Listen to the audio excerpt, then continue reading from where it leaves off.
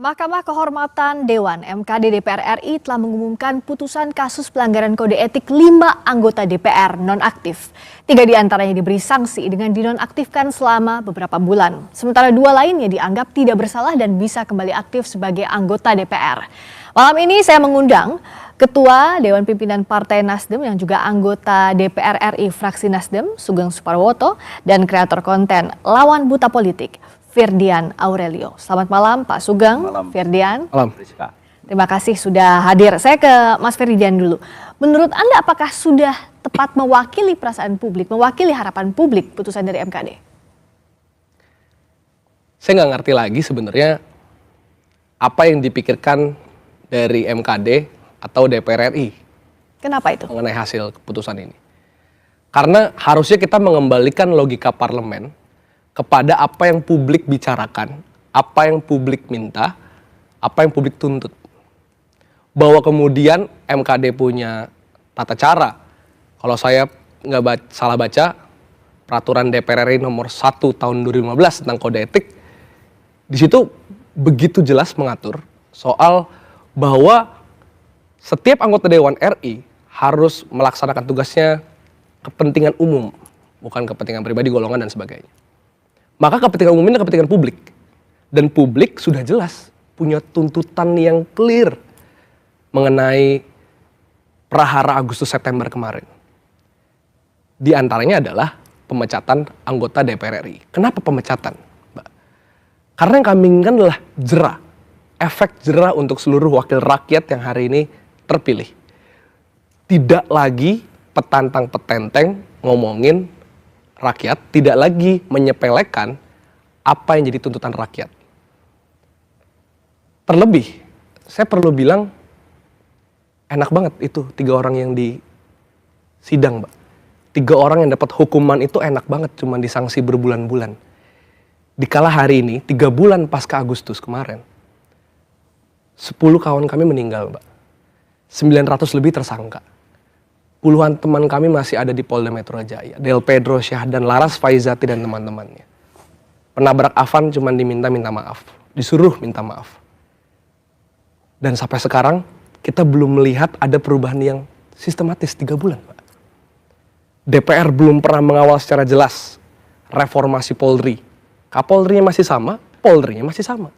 DPR tidak pernah mengawal dengan jelas reformasi internal parlemennya sendiri. Yang kita minta bukan cuman 17.8 kan jadi rujukan DPR tuh.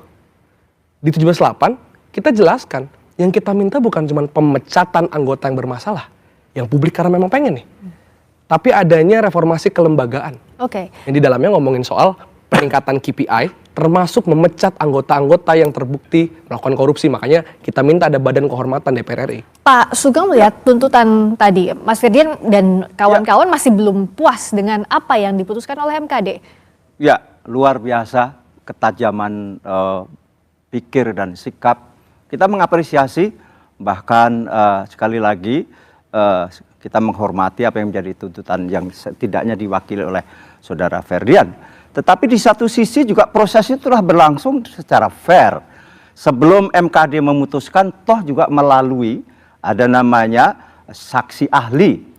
Bahkan di situ terlibat ada ahli hukumnya, ada ahli seorang kriminolog, ahli medsos, ahli perilaku yang membahas tentang apa yang diekspresikan oleh anggota DPR, setidaknya yang 6 tadi, yang itu adalah tanda kutip yang dinilai telah mengencourage, telah melecut sebuah tindakan publik, membuat marah dan sebagainya. Ternyata juga ditemukan fakta-fakta, ada juga istilahnya ada yang framing, ya.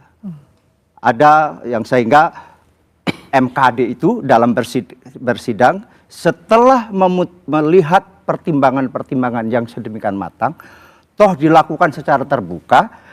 Kalau dikatakan tadi agar ada efek jera, bukankah dengan demikian juga akan menimbulkan efek jera? Karena tingkatan jera terhadap orang per orang tentu tidak bisa digebiah-uyah. Saudara Roni misalnya sudah mendapat juga katakanlah sanksi sosial sedemikian rupa. Demikian juga yang lain, rumahnya dijarah dan sebagainya.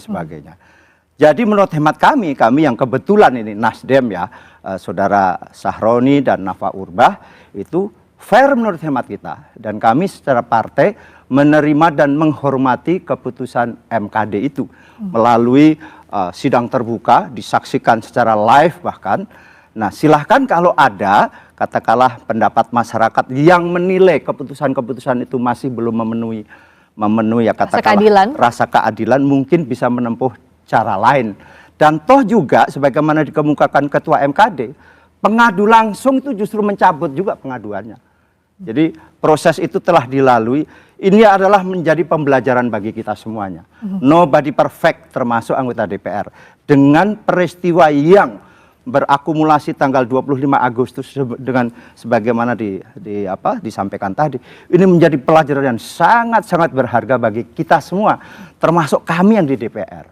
Bahwa ternyata perilaku DPR itu dapat memancing sedemikian rupa di tengah-tengah situasi sosial ekonomi yang sedang tidak baik-baik saja. Sanksi dari MKD apakah sudah dianggap bisa membuat anggota DPR lebih berhati-hati ke depannya, Mas Firdian? Sanksi ini sama sekali nggak memberikan efek jerah bagi pandangan sudah ada saya. Sanksi sosial yang diberikan. Sama sekali sanksi ini tidak memberikan efek jerah.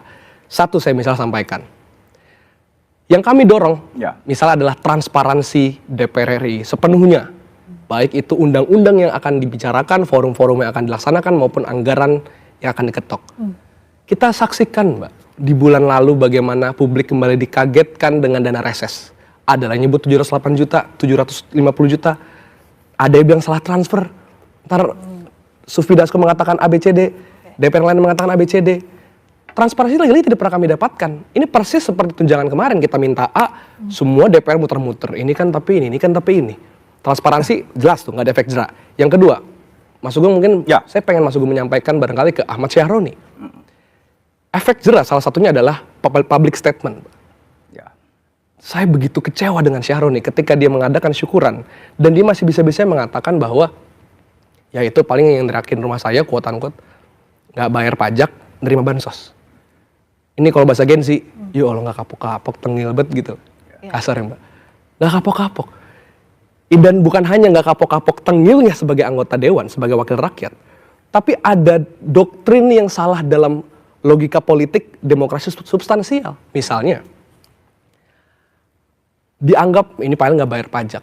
Hari ini di mana bumi dipijak, di sana kita dipajak. Kita beli ke minimarket dipajak, beli rokok dipajak, beli bensin dipajak, apa yang nggak dipajak sekarang? Kedua, nerima bansos. Seakan-akan nerima bansos itu adalah pemberian hadiah dari negara. No. Bansos adalah yang kita titipkan kepada penyelenggara negara, negara balikin ke kita. Nggak pernah menerima bansos sama dengan sepaket nggak boleh teriak-teriak, quote-unquote. Jadi kita masih melihat DPR, satu masih petatang petenteng, kedua masih nggak transparan, ketiga kita mendengar ada berbagai undang-undang yang akan ongoing, Polri misalnya, juga belum pernah kami lihat transparansinya. Pertama kalau untuk fraksi Nasdem, yang juga diapresiasi sebelum yang lain memberikan respons, Nasdem pertama kali memberikan sanksi waktu itu nonaktif. Meskipun yang jadi pertanyaan publik juga, kok ada bahasa nonaktif ya. Tapi tadi menjawab dulu yang kata Mas Firdian, belum ada efek jeraknya, dianggapnya masih petantang petenteng, belum ada transparansi, itu gimana? Akan saya sampaikan kepada subjek yang dimaksud Bung Fris tadi. Terima kasih sekali lagi masukannya. Saya kira itu kalau memang masih mengeluarkan statement seperti tadi, ya memang nanti kita sampaikan lah. Tapi pada intinya adalah tadi soal transparansi penyusunan undang-undang. Kebetulan ya, saya kebetulan di Komisi Energi. Setiap kali menyusun undang-undang itu memang tidak sesegagap gempita kekurangan-kekurangan DPR. Contohnya apa? Kami setiap mau menyusun undang-undang selalu melibatkan seluruh pemangku kepentingan. Kalau tadi disebut misalnya memang di Komisi 3 tentang polisi. Saya tahu persis juga, mereka juga mengundang seluruh dari pakar, dari masyarakat umum, bahkan LSM diundang untuk memberi masukan tentang undang-undang. Sebagaimana yang terjadi di komisi saya misalnya, Komisi Energi, kita membahas tentang undang-undang minerba misalnya. Kita undang seluruh kelompok pemangku kepentingan, termasuk dari kampus. Saya bahkan roadshow ke kampus per kampus. Tapi memang lagi-lagi stigma terhadap DPR masih terasa berat memang. Jadi segala sesuatu aktivitas itu masih tertutupi dengan stigma-stigma yang dianggap DPR itu malas lah, orang malas. Sebagaimana tadi kritik tadi, semua menjadi otokritik bagi kami. Tetapi bahwa orang per orang setidaknya juga tidak melakukan apa yang dituduhkan, yang distigmakan oleh masyarakat. Saya mungkin secara analogik, mungkin ada yang mau dampingin saya jadi anggota DPR. Misalnya bagaimana besok pagi misalnya kita kunjungan kerja, kita mengecek sesuatu, lantas kita ke dapil. Di dapil itu kita melakukan apa? Di samping kita itu, karena normatifnya kan ada 3. 1, menyusun undang-undang, fungsi legislasi, menyusun anggaran APBN, ketiga mengawasi jalannya pemerintah, bahkan betapapun namanya DPR itu adalah wakil dari rakyat, di mana dapil itu ada. Kayak saya kebetulan dari dapil Banyumas Cilacap. Segala persoalan kemasyarakatan masuk juga di kami. Dan itu wajib hukumnya kita mencari jalan keluar. Apa yang disebut dengan fungsi keempat adalah fungsi problem solving. Bahwa DPR sebagaimana juga institusi lain yang kadang disorot secara stigmatik, masih dengan stigma-stigma tertentu, itu kita terima sebagai sebuah koreksi. Nah, koreksi ini seperti apa yang ingin dilihat oleh Firdian dan kawan-kawan agar apa yang dilakukan DPR, problem solving itu betul-betul terlihat? Saya pengen bilang, harusnya penyelenggara negara Indonesia, mau itu pemerintah, DPR, aparat penegak hukum, bersyukur. Saya pengen bilang tuntutan yang kemudian dianggap dikabulkan ini bukan hadiah dari penyelenggara negara. Ini adalah perjuangan kami. Dan harusnya bersyukur. Kenapa bersyukur? Kita tidak seperti Nepal. Kita memilih tidak seperti Nepal. Kalau publik pengen kita panas-panasin, bakar seluruh anggota dewan, mungkin itu tidak bisa. mungkin, itu salah. Tapi itu salah. Kita nggak lakukan kan? Kita tidak boleh dilakukan itu. Kita tidak lakukan. Kita memilih jalur untuk punya tuntutan yang jelas. Ada deadline-nya tuh, Mbak, 17+8 tuh kan? Dan kita memilih untuk berdiplomasi, bahkan ada yang masuk audiensi dengan DPR RI. Makanya ketika hari ini kami melihat stigma terhadap DPR, ini bukan tentang stigma, ini tentang harapan. Makanya kami berharap DPR itu bukan hanya fokus pada anggota-anggota dewan bermasalah ini, tapi juga fokus pada tuntutan reformatif yang kami inginkan. Salah satunya adalah kemana anggota DPR ketika ada kawan kami Laras Faizati yang cuma bikin instastory, sekarang dia dijerujikan. Kemana anggota DPR ketika ada kawan kami Del Pedro yang advokasi pelajar yang ketangkep dijerujikan. Begitupun ada ratusan teman-teman kami tersangka. Kemana anggota DPR ketika ada 2 kawan kami Reno Farhan yang sampai sekarang belum kembali, hilang, dan katanya ditemukan kerangkanya di Kuitang. Kemana anggota DPR ketika melihat penabrak Afan cuma disuruh minta maaf, ketika melihat Polri belum direformasi, ada pun lembaga reformasinya ngisi polisi-polisi lagi. Kemana anggota DPR ketika hari ini tuntutan kita di 17.8 juga menyangkut lembaga lain. Eksekutif salah satunya yang jadi pengawasan DPR salah satunya.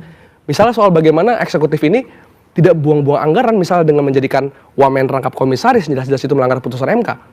Jadi ketika kita mengkritik anggota DPR karena mahal pengeluarannya, reses lah, tunjangan, sepaket sebenarnya kita mengkritik komisaris rangkap wamen lah, MBG 1 triliun per hari. Sebagai satu sistem yang dikritik. Sebenarnya kan kalau bicara soal publik, kenapa menggantungkan harapan ke DPR, ke anggota dewan ya? Karena memang wakil rakyat. Betul. Lalu ada juga kita ada spektrum yang namanya Dasolen dan Dasein antara harapan dan kenyataan. Nah, bagaimana mendudukan ini kita akan bahas usai jeda di Rosi.